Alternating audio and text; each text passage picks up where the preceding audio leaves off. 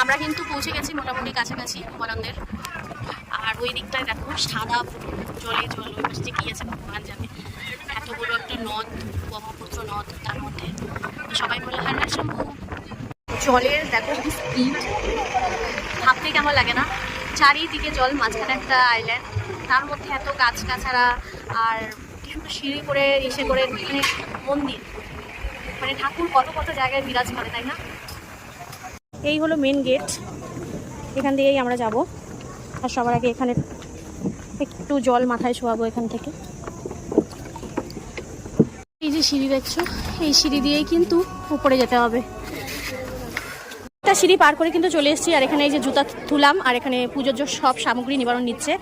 আর ওই যে হলো ওপরে মন্দির। আর জায়গাটা না ভীষণ সুন্দর, কিন্তু ভীষণ গরম। আর এখানে কিন্তু অনেক ধরনের গাছগাছরা আছে।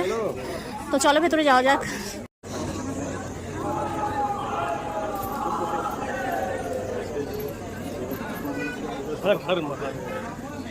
এই হলো ভেতরের মন্দির। আর মন্দিরের ভেতরে ফটো তোলা নিষেধ, ওর জন্য ফটোটা ওঠাবো না ভেতরে, বাইরে থেকেই তোমাদের সবাইকে দেখিয়ে দিচ্ছি। সবাই বলো হর হর মহাদেব। আর এটা হলো মহাকাল মন্দির।